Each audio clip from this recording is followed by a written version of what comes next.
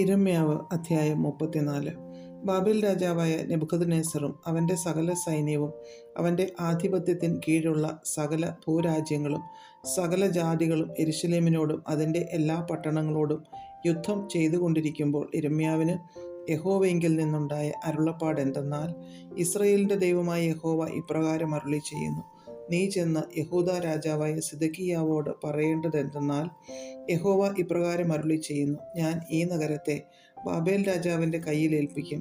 അവൻ അതിനെ തീ വെച്ച് ചുട്ടുകളയും. നീ അവൻ്റെ കയ്യിൽ നിന്ന് ഒഴിഞ്ഞു പോകാതെ പിടിപെട്ട് അവൻ്റെ കയ്യിൽ ഏൽപ്പിക്കപ്പെടും. നീ ബാബേൽ രാജാവിനെ കണ്ണോട് കണ്ണ് കാണുകയും അവൻ വായോട് വായി നിന്നോട് സംസാരിക്കുകയും നീ ബാബേലിലേക്ക് പോകേണ്ടി വരികയും ചെയ്യും. എങ്കിലും യഹൂദാ രാജാവായ സിദെക്കീയാവേ, യഹോവയുടെ വചനം കേൾക്ക. നിന്നെക്കുറിച്ച് യഹോവ ഇപ്രകാരം അരുളി ചെയ്യുന്നു: നീ വാളാൽ മരിക്കയില്ല, നീ സമാധാനത്തോടെ മരിക്കും. നിനക്ക് മുമ്പുണ്ടായിരുന്ന പണ്ടത്തെ രാജാക്കന്മാരായ നിന്റെ പിതാക്കന്മാർക്ക് വേണ്ടി സുഗന്ധ ദഹനം കഴിച്ചതുപോലെ അവർ നിനക്കു വേണ്ടിയും കഴിക്കും. അയ്യോ തമ്പുരാനെ എന്ന് ചൊല്ലി അവർ നിന്നെക്കുറിച്ച് വിലപിക്കും. അത് ഞാൻ കൽപ്പിച്ച വചനമല്ലോ എന്ന് യഹോവയുടെ അരുളപ്പാട്. യിരെമ്യാ പ്രവാചകൻ ഈ വചനങ്ങളെയൊക്കെയും യെരൂശലേമിൽ യഹൂദാ രാജാവായ സിദെക്കീയാവോട് പ്രസ്താവിച്ചു. അന്ന് ബാബേൽ രാജാവിൻ്റെ സൈന്യം യെരൂശലേമിനോടും ലാഖീഷ്, അസേക്ക എന്നിങ്ങനെ യഹൂദയിൽ ശേഷിച്ചിരുന്ന എല്ലാ പട്ടണങ്ങളോടും യുദ്ധം ചെയ്തുകൊണ്ടിരുന്നു. യഹൂദ പട്ടണങ്ങളിൽ വെച്ച് ഉറപ്പുള്ള പട്ടണങ്ങളായി ശേഷിച്ചിരുന്നത് ഇവയത്രേ. ആരും തൻ്റെ സഹോദരനായ ഒരു യഹൂദനെ കൊണ്ട് അടിമവേല ചെയ്യിക്കാതെ എബ്രായദാസനെയും എബ്രായദാസിയെയും സ്വതന്ത്രരായി വിട്ടയക്കേണ്ടതിന് ഒരു വിമോചനം പ്രസിദ്ധമാക്കണമെന്ന് സിദെക്കീയാ രാജാവ് യെരൂശലേമിലെ സകല ജനത്തോടും ഒരു നിയമം ചെയ്ത ശേഷം യിരെമ്യാവിന് യഹോവയിങ്കിൽ നിന്നുണ്ടായ അരുളപ്പാട്: ആരും തൻ്റെ ദാസനെ കൊണ്ടും ദാസിയെ കൊണ്ടും ഇനി അടിമവേല ചെയ്യിക്കാതെ അവരെ സ്വതന്ത്രരായി വിട്ടയക്കണമെന്നുള്ള നിയമത്തിൽ ഉൾപ്പെട്ട സകല പ്രഭുക്കന്മാരും സർവ്വജനവും അതനുസരിച്ച് അവരെ വിട്ടയച്ചിരുന്നു. പിന്നീടോ അവർ വ്യത്യാസം കാണിച്ച് സ്വതന്ത്രരായി വിട്ടയച്ചിരുന്ന ദാസന്മാരെയും ദാസിമാരെയും മടക്കി വരുത്തി അവരെ വീണ്ടും ദാസന്മാരാക്കി തീർത്തു. അതുകൊണ്ട് യഹോവയുടെ അരുളപ്പാട് യിരെമ്യാവിന് യഹോവയിങ്കിൽ നിന്നുണ്ടായത് എന്തെന്നാൽ, ഇസ്രായേലിൻ്റെ ദൈവമായ യഹോവ ഇപ്രകാരം അരുളി ചെയ്യുന്നു: ഞാൻ നിങ്ങളുടെ പിതാക്കന്മാരെ അടിമവീടായ മിസ്രയീം ദേശത്തു നിന്ന് കൊണ്ടുവന്ന നാളിൽ അവരോട് ഒരു നിയമം ചെയ്തു.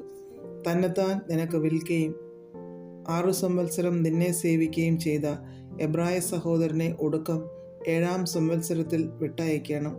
അവനെ സ്വതന്ത്രനായി നിന്റെ അടുക്കൽ നിന്ന് വിട്ടയക്കണം എന്ന് കൽപ്പിച്ചിരുന്നു. എങ്കിലും നിങ്ങളുടെ പിതാക്കന്മാർ എൻ്റെ കൽപ്പന അനുസരിച്ചില്ല, ചെവി ചായിച്ചതുമില്ല.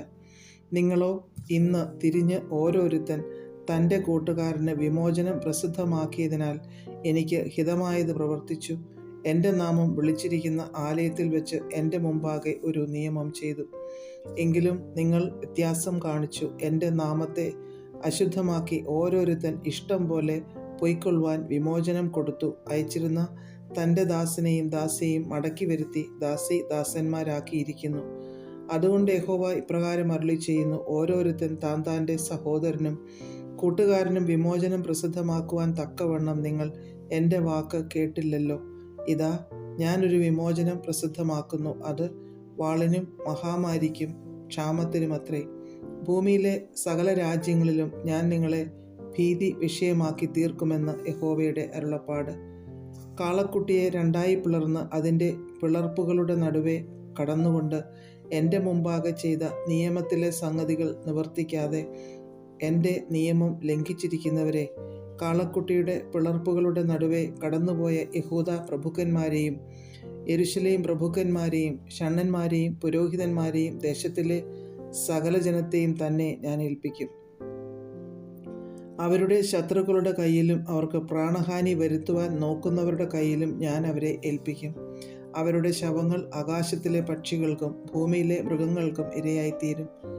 യഹൂദാ രാജാവായ സിദെക്കീയാവെയും അവൻ്റെ പ്രഭുക്കന്മാരെയും ഞാൻ അവരുടെ ശത്രുക്കളുടെ കയ്യിലും അവർക്ക് പ്രാണഹാനി വരുത്തുവാൻ നോക്കുന്നവരുടെ കയ്യിലും നിങ്ങളെ വിട്ടുപോയിരിക്കുന്ന ബാബേൽ രാജാവിൻ്റെ സൈന്യത്തിൻ്റെ കയ്യിലും ഏൽപ്പിക്കും. ഞാൻ കൽപ്പിച്ചു അവരെ ഈ നഗരത്തിലേക്ക് മടക്കി വരുത്തും. അവർ അതിനെ യുദ്ധം ചെയ്ത് പിടിച്ച് തീ വെച്ച് ചുട്ടുകളയും. ഞാൻ യഹൂദ പട്ടണങ്ങളെ നിവാസികളില്ലാതെ ശൂന്യമാക്കുമെന്ന് യഹോവയുടെ അരുളപ്പാട്. അധ്യായം 35.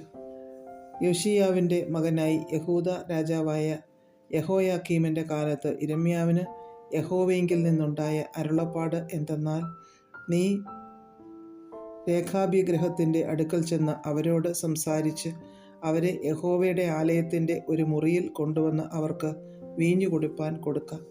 അങ്ങനെ ഞാൻ ഹബസിന്യാവിൻ്റെ മകനായ യിരെമ്യാവിൻ്റെ മകൻ യയസന്യാവെയും അവൻ്റെ സഹോദരന്മാരെയും അവൻ്റെ സകല പുത്രന്മാരെയും രേഖാബ്യഗൃഹം മുഴുവനെയും കൂട്ടി യഹോവയുടെ ആലയത്തിൽ പ്രഭുക്കന്മാരുടെ മുറിക്കരികെ ശല്ലൂമിൻ്റെ മകനായ വാതിൽ കാവൽക്കാരൻ മയസേയാവിൻ്റെ മുറിക്ക് മീതെ ഇഗ്ദല്യാവിൻ്റെ മകനും ദൈവപുരുഷനുമായ ഹാനാൻ്റെ പുത്രന്മാരുടെ മുറിയിൽ കൊണ്ടുവന്നു.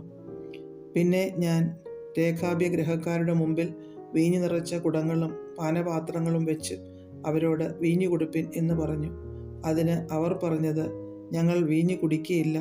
രേഖാബിൻ്റെ മകനായി ഞങ്ങളുടെ പിതാവായ യോനാദാബ് ഞങ്ങളോട്, നിങ്ങൾ ചെന്ന് പാർക്കുന്ന ദേശത്ത് ദീർഘായുസ്സോടെ ഇരിക്കേണ്ടതിന് നിങ്ങളും നിങ്ങളുടെ മക്കളും ഒരിക്കലും വീഞ്ഞു കുടിക്കരുത്, വീട് പണിയരുത്, വിത്ത് വിതയ്ക്കരുത്, മുന്തിരിത്തോട്ടം ഉണ്ടാക്കരുത്, ഈ വക ഒന്നും നിങ്ങൾക്കുണ്ടാവുകയും അരുത്, നിങ്ങൾ ജീവപര്യന്തം കൂടാരങ്ങളിൽ പാർക്കണം എന്നിങ്ങനെ കൽപ്പിച്ചിരിക്കുന്നു.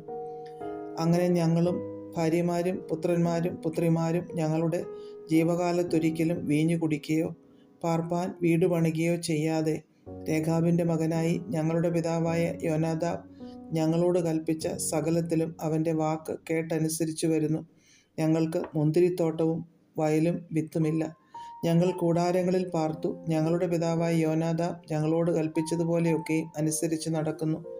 എന്നാൽ ബാബേൽ രാജാവായ നെബൂഖദ്നേസർ ദേശത്തെ ആക്രമിച്ചപ്പോൾ ഞങ്ങൾ, വരുവിൻ, കൽദയരുടെ സൈന്യത്തിൻ്റെയും അരാമ്യരുടെ സൈന്യത്തിൻ്റെയും മുമ്പിൽ നിന്ന് നമുക്ക് യെരൂശലേമിലേക്ക് പൊയ്ക്കളയാം എന്ന് പറഞ്ഞു. അങ്ങനെ ഞങ്ങൾ യെരൂശലേമിൽ പാർത്തുവരുന്നു. അപ്പോൾ യഹോവയുടെ അരുളപ്പാട് യിരെമ്യാവിനുണ്ടായതെന്തെന്നാൽ, ഇസ്രായേലിൻ്റെ ദൈവമായ സൈന്യങ്ങളുടെ യഹോവ ഇപ്രകാരം അരുളിച്ചെയ്യുന്നു, നീ ചെന്ന് യഹൂദ പുരുഷന്മാരോടും യെരൂശലേം നിവാസികളോടും പറയേണ്ടത്, എൻ്റെ വചനങ്ങളെ അനുസരിക്കേണ്ടതിന് നിങ്ങൾ പ്രബോധനം കൈക്കൊള്ളുന്നില്ലയോ എന്ന് യഹോവയുടെ അരുളപ്പാട്.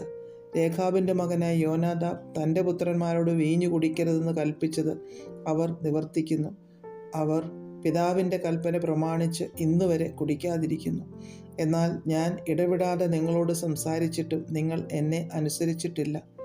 നിങ്ങൾ ഓരോരുത്തൻ താൻ്റെ ദുർമാർഗം വിട്ടുതിരിഞ്ഞ് നിങ്ങളുടെ പ്രവൃത്തികളെ നന്നാക്കുവിൻ. അന്യദേവന്മാരോട് ചേർന്ന് അവരെ സേവിക്കരുത്. അപ്പോൾ ഞാൻ നിങ്ങൾക്കും നിങ്ങളുടെ പിതാക്കന്മാർക്കും തന്ന ദേശത്ത് നിങ്ങൾ വസിക്കുമെന്നിങ്ങനെ പ്രവാചകന്മാരായ എൻ്റെ സകല ദാസന്മാരെയും ഞാൻ ഇടപെടാതെ നിങ്ങളുടെ അടുക്കൽ അയച്ചു പറയിച്ചിട്ടും നിങ്ങൾ ചെവി ചായിക്കുകയോ എൻ്റെ വാക്ക് കേട്ടനുസരിക്കുകയോ ചെയ്തിട്ടില്ല.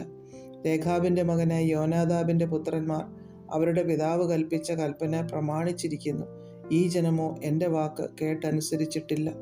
അതുകൊണ്ട് ഇസ്രായേലിൻ്റെ ദൈവമായി സൈന്യങ്ങളുടെ ദൈവമായി യഹോവ ഇപ്രകാരം അരുളി ചെയ്യുന്നു, ഞാൻ പറഞ്ഞിട്ടും അവർ കേൾക്കുകയോ വിളിച്ചിട്ടും അവർ ഉത്തരം പറയുകയോ ചെയ്യായ്ക കൊണ്ട് ഞാൻ യഹൂദയുടെ മേലും യെരൂശലേമിലെ സകല നിവാസികളുടെ മേലും ഞാൻ അവർക്ക് വിധിച്ചിരിക്കുന്ന അനർത്ഥമൊക്കെയും വരുത്തും.